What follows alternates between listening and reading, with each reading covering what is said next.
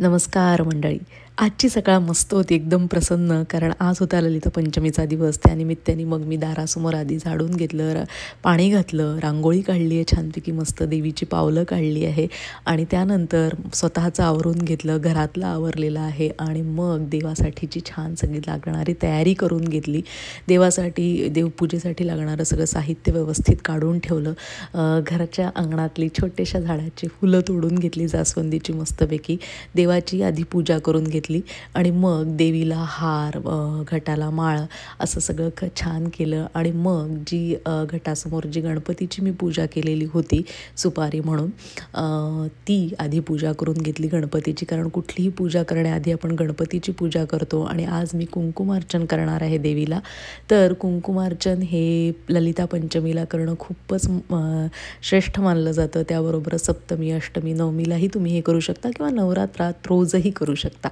तर कुंकुमार्चन करण्यासाठी आपण तर टाक जो असतो देवीचा तो घटात ठेवलेला असतो, तर तो हलवता येत नाही. त्यामुळे आपण अन्नपूर्णा किंवा श्रीयंत्र किंवा नाणं किंवा देवीची प्रतिमा असलेलं नाणं किंवा काहीच नसेल तर सुपारी घेऊन सुद्धा हे कुंकुमार्चन आपण करू शकतो. तर मी अन्नपूर्णा घेतलेली आहे आणि तिला ताम्हणात घेऊन आधी मी अभिषेक करणार आहे.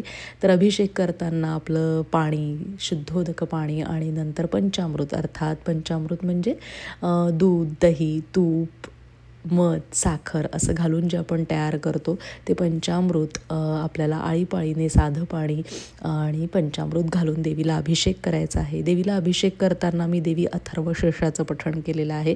देवी अथर्वशीर्ष तुम्हाला येत नसेल तर तुम्ही महालक्ष्मी अष्टक म्हणू शकता, कुलदेवीचं नाव घेऊ शकता तुमच्या, किंवा नुसता देवीचा मंत्र म्हणू शकता, नवारणव मंत्र म्हणू शकता, किंवा अगदीच काहीच येत नसेल तर तुमच्याच देवीचं नाव घेऊन, कुलदेवतेचं नाव घेऊन पण तुम्ही अभिषेक करू शकता. काहीच हरकत नाही आहे.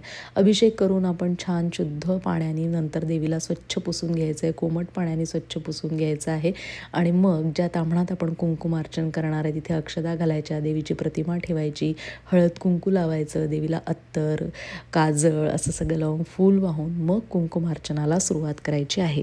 कुंकुमार्चन करण्यासाठी कुंकू जे आपण वापरतो ते हळदीने युक्त असलेलं कुंकू घ्यायचं, केमिकलवाला घ्यायचं नाही. आणि कुंकुमार्चन करताना, अर्थात कुंकवाचा अभिषेक करताना आपल्याला तर्जनी आणि करंगळी हे बोट सोडून आपल्याला मधली जी 2 बोटं असतात म्हणजे मधलं बोट आणि अनामिका आणि त्याला अंगठा जोडून त्या चिमटीमध्ये आपल्याला कुंकू असं घ्यायचं आहे आणि मग अभिषेक करायचा आहे देवीला. आणि तो अभिषेक करताना खांद्यापासून पायापर्यंत किंवा देवीच्या पायापासून खांद्यापर्यंत असा आपल्याला अभिषेक करायचा आहे. डोक्यावरनं कुंकवाचा अभिषेक करायचा नाही. आणि असा अभिषेक करताना मी श्रीसुक्ताची 16 आवर्तनं करते.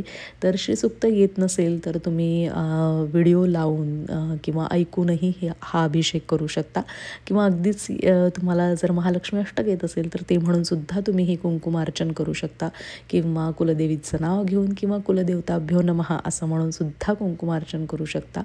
ते पण एकदम योग्य ठरतं, काहीच हरकत नसते. आणि अशा प्रकारे छान 16 आवर्तनं करून श्रीसुक्ताची मी कुंकुमार्चन केलं आहे देवीला. या कुंकुमार्चन करताना देवी खूपच छान दिसते कुंकुमार्चन केल्यानंतर आणि खूप छान वाटते ही पूजा केल्यानंतर. मनाला एकदम समाधान मिळतं. कुंकू हे ऊर्जेचा स्रोत आहे किंवा त्याच्यामध्ये सकारात्मक ऊर्जा घेण्याची शक्ती असते कुंकुवामध्ये.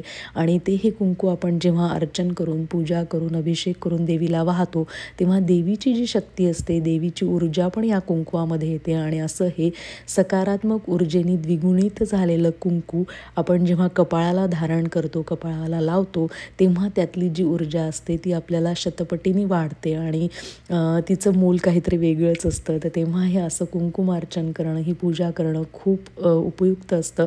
तर तुम्हाला असं पंचमीला जमलं नाही तर सप्तमी, अष्टमी, नवमीला कधीही तुम्ही करू शकता, किंवा कुठल्याही मंगळवारी पण तुम्ही हे करू शकता. मग छान फुलांनी मी छान आरास करून देवीला सजवून घेतले आणि अशी छानशी पूजा, हळदी कुंकू आणि कुमारिकांचं पूजन करून घेतलं आणि आजचा दिवस खूप छान गेलेला आहे. तुम्हाला ही पूजा, हा छोटासा व्हिडिओ कसा वाटला ते नक्की कळवा. आणि असेच व्हिडिओ आवडत असेल तर लाईक, शेअर, सबस्क्राईब करा. आपण छान छान पदार्थांसह पुढच्या व्हिडिओमध्ये भेटत राहूया.